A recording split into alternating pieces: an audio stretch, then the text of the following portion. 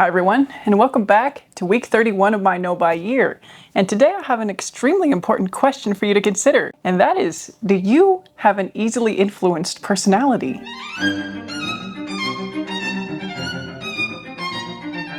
So this is kind of coming about to some more comments on my video on everything I was influenced by in the years past. And that video has been getting more and more views slowly, and therefore it's been getting more and more comments. And lately I've seen a few comments to the effect of, hey girl, you were so influenced, or you were influenced by a lot of stuff. And this got me thinking that perhaps some of that is to actually do with the type of personality that I have, or the type of things that I value, type of environments I grew up in. And I wanted to unpack that a little bit further in case it might help any of you out there determine whether you might have an influenceable personality as well. Now, I'm not trying to say that these attributes are bad or negative, or that being able to be influenced is a bad thing in general. In fact, my take is going to be perhaps through the lens of what kind of person are you and what are your values, and how this might lead you to be more open to influence, more open to buying new things, to want to try new things, the curiosity to see what all the hype is about, all of that. I think, at least for me, let me be quick to bring this back to my own personal experience. I'm not projecting this onto you. I'm sharing this from my own personal perspective. I'm not judging your personality type, but this, I think, is true for me and led me to be more influenced perhaps than the average person. So let's back it up a little bit. What exactly am I talking about? Like, what is my personality, and how are certain attributes of my personality type leading me to be more influenced than the average person? In just a moment, I will share my Myers-Briggs personality type and my Enneagram, if you haven't guessed already. Comment down below, let me know if you're guessing before I reveal what I am to you, and let me know if you were right. Anyway, I want to give you my personal backstory as far as self-described personality traits and patterns I've noticed now looking back. And then I'll give you my quiz results, my pop culture quiz results. I'm reluctant to call them scientific in any way, but I will give you those after my personal assessment. This seems like it's a little bit of a chaotic video. Anyway, I remember even as a kid, I loved to copy my friends or people that I admired. I had a next door neighbor who was, I think, 2 years older than me, so 2 grade levels ahead. I remember playing with her maybe at the ages of like 5 and 7, and I would always copy her. I would repeat the things she said. I would sometimes, I don't think I noticed clothes so much back then, but like if we were playing a game, I would copy the things she would do. I remember there was a time where she was jumping over something, she hurt her ankle, her mom got her a little bag with ice to put on it because it was a little bit swollen, and I felt left out. So then I proceeded to jump over the same thing and pretend to hit it with my ankle and hurt it as well so that I could get an ice pack too. So just things like that. I think it's fairly normal for kids to do that. I'm not saying that I'm weird for doing that, but I am just saying that I had that impulse to copy people around me, to emulate people around me, to kind of want to be like them from a very young age. And you know, maybe part of that's about the desire to fit in that a lot of humans maybe universally experience as well. As I got older and got into high school, it kind of just intensified, right? I wanted to be in the in crowd. I wanted to have what they had and be like them as much as I possibly could, while already feeling like a little bit of an outsider, living in a small town and not being completely Caucasian. I'm half Asian, so I already felt a little bit different in that people saw me as somebody who wasn't from America, if that makes sense. Those of you who might have experienced this yourself will kind of understand what I'm talking about, where even if you were born American, if you have kind of foreign heritage, you're not necessarily seen on the same level as a kid, especially in a small town, as your Caucasian counterparts. I'm not trying to get into that today, but my point is I wanted to fit in, and the way I saw to do that, even at a young age, was to try to have what they had, try to buy the stuff, or try to, get my parents to buy me the stuff in some cases. And then, not stuff related, I also wanted to understand people. It's kind of, I would almost say, an obsession of mine. I really want to understand other people's experiences from their point of view. I guess it's a form of empathy, but also a form of intense curiosity. So I am kind of obsessive about seeking information, reading stories, reading books from other points of view, trying to understand why people say what they say and do what they do, the motivations. Not because I want to use or manipulate their behavior, but just because I'm truly fascinated about what makes other people tick and how their life experiences have created them as a person. So, I mean, I guess in a way you could say I love getting to know people underneath the surface. But at the same time, I'm not a social butterfly with a lot of friends. So it's a case of having fewer closer friends in an ideal situation. Right now, I'm kind of lacking for even the closer friends, but that's another matter due to life moves and circumstances. And if I'm lucky, I do hope to make a few more close friends here in the near future. I think this desire to know people on a deeper level makes me much more susceptible to want to try a recommendation. So if somebody likes a product or recommends a product, especially in real life, I will go try it. This is true for recommendations of non-products as well. So if somebody talks about a book they like, or a piece of music, or a song, or a band, I really want to go check it out, or an artist. So I will be that person that takes the mention of, even come to my concert, check it out. I will be the person that comes and checks it out. And hopefully, bring some of my friends at the time or people I know along with me. So I'm actually kind of maybe one of the best people to promote things to in that way, because I am curious enough to see, and I love seeking that kind of experience that gives me a deeper insight into another person. So like I've already said, I'm a pretty voracious reader when I have the time.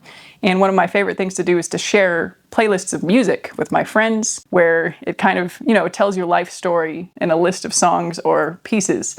So I have one myself on my Spotify that kind of summarizes my life. And I love collecting and sharing these, exchanging mine for other people's, and getting that kind of picture into their mind through especially music. I'm a musician, if I haven't mentioned that yet, or if you haven't seen any of my videos where I mention that. But that's something that I really enjoy doing, to get to know people and sharing of myself in a way. I guess I'm just saying I am very driven and motivated to take recommendations, and in part to access the perspective of the person giving the recommendation. And then one of the most beautiful things in my mind that happens as a result of that is that little pieces of these people then kind of seep into my own persona. On one hand, you could say that this means that perhaps my personality is less authentic, and on the other hand, you could say that my personality is then made up of the people in my life, which I think both of those are a little bit true, in that I am a personality of somebody who's collected a lot of different viewpoints and experiences and people's likes and dislikes. And it's not that I don't have original likes and dislikes, but I do kind of go out of my way more than I feel like maybe the average person does to collect other people's likes and dislikes and bring some of those into my own. And in some ways, this is an authentic aspect of my personality, right? My personality, in part, is somebody who collects these things from other people and compiles them into what I would hope is a broader perspective than one individual can have. And I don't want to sound like I'm claiming that this is the best way to live, or that I think this is the right way, or I'm not trying to assign value to my choices, and I'm not even trying to insinuate that other people don't do this as much. Perhaps, again, when I reveal my textbook personality types, some of this might make more sense. That's just, I guess, my own personal assessment of the way I move through the world, to use that cringy cliche language, and the way I interact with new people and ideas, and even old friends and ideas. It doesn't have to be new. And those of you who've left comments on my videos, you might have already noticed that I am very much a yes and person. If you're in the theater world,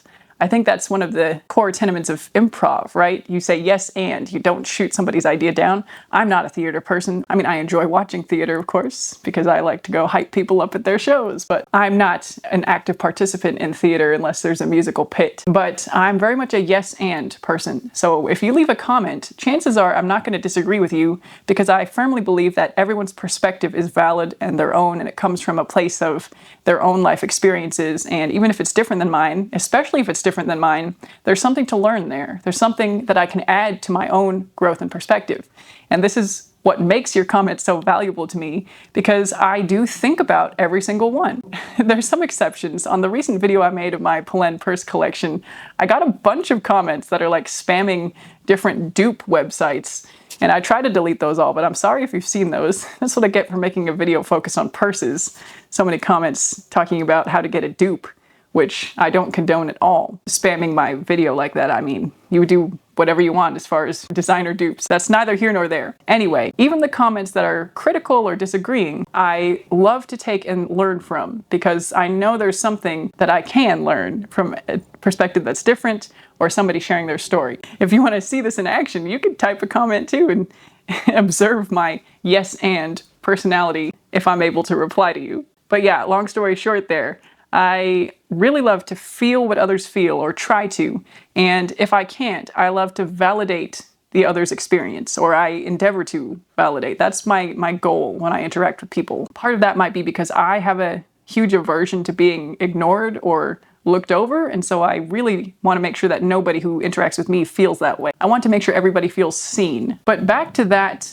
and being influenced, I think this also makes me very, very susceptible to influence, because I'll see somebody, a person on screen, talking to an audience, to me. I'm part of that audience. And when they recommend something, my instinct is that I want to try it. If they seem to be genuinely recommending something, which is kind of the influencer's job, to at least present as a genuine kind of parasocial friend recommending something, I am just predisposed to be curious, to want to know what it's about, to want to experience what that person has experienced.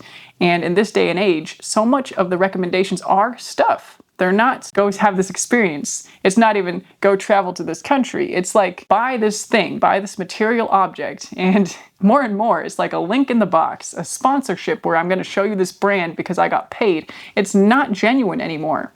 And I don't know whether I just didn't see this morphing over the course of the internet's history, where so much of the recommendations are sponsored and just not genuine, just, you know, because they got products for free or paid to promote. Or if that just didn't matter to me so much until I started really examining it. I don't really know. But I was definitely, personality-wise, in the prime position to be influenced. And like I said before, I think some level of curiosity is normal for all humans. But I do think that because of how I am, I was even more susceptible to other people's recommendations and influences.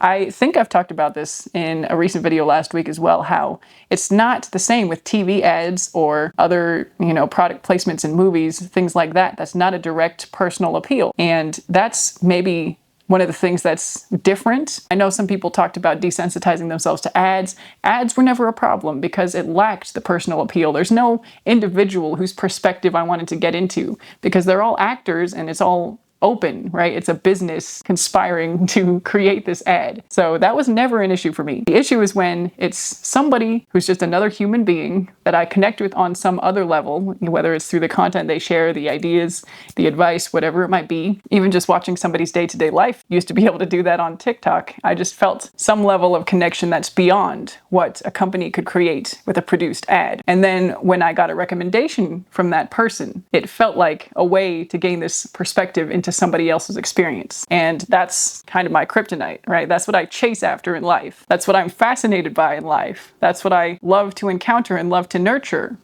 in life. And I do truly think that this can be a force for good, kind of superpower. This thirst and interest in the experiences of others and the urge to validate and understand. And I actually think this was really a gift when I did my year of high school teaching. I was able to connect with every student I had in my classroom on that personal level. And I think they really appreciated it, not to blow my own horn again. And that is one of the reasons that I would consider going back to classroom teaching, even if it's kind of adjacent to my primary career path goals. Now I'm definitely much more focused on using these attributes of my personality for forces of good instead of forces of consumerism. And even in my sharing online to this camera in front of me that translates to an audience all around the world, I am really trying to express non-judgment, share my personal experience in the hope that it might be relatable to some of you out there. And again, if you would like to share disagreements, your stories, your struggles that I might not have had, I might not understand, my goal is to understand them. this is kind of an aside again, I'm actually kind of surprised I haven't received more criticism.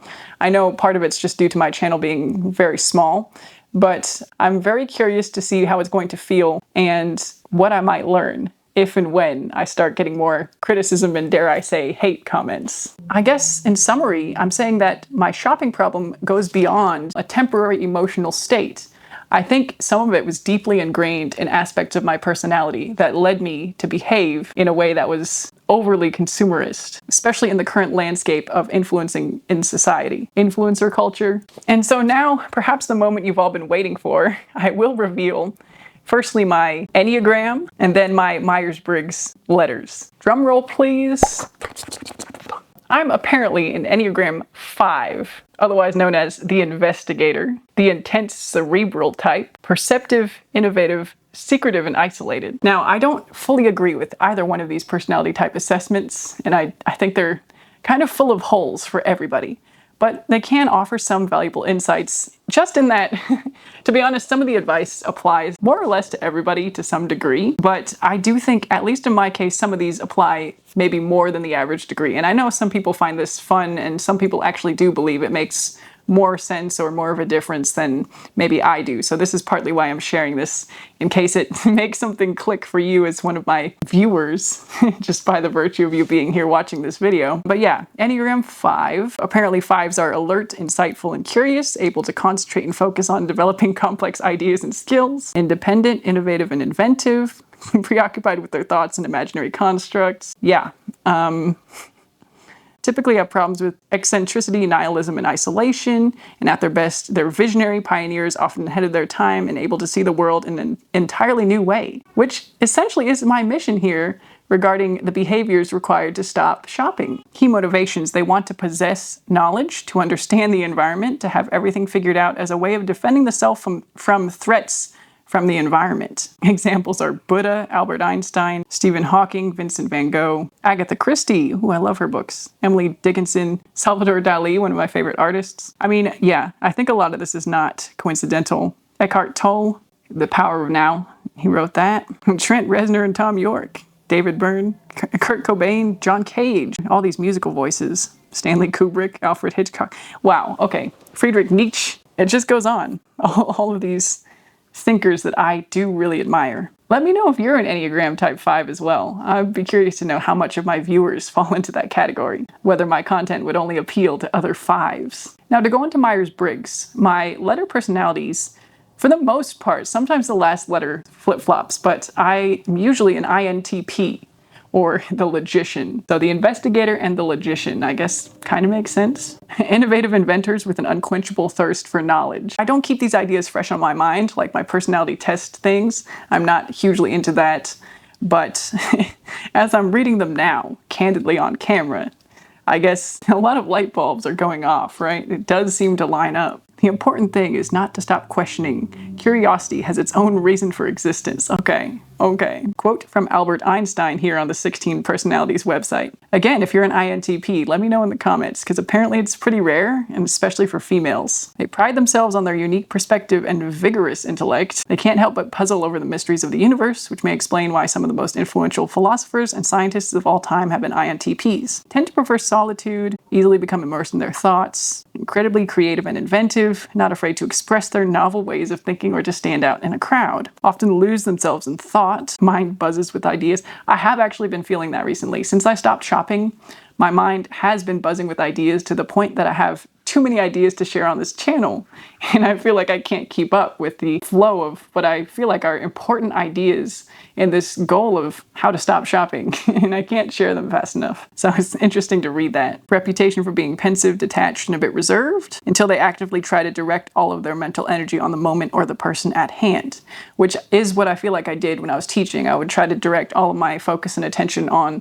either the one student or the group of students. So maybe that makes sense with wanting to really understand what makes everybody tick and what motivates people and how they feel and think. INTPs rarely mean to be dishonest, but with their active mind, they sometimes overflow with ideas and theories that they haven't thought through all the way. I could be guilty of that. They may change their mind on anything from their weekend plans to a fundamental moral principle without ever realizing that they'd appeared to have made up their mind in the first place.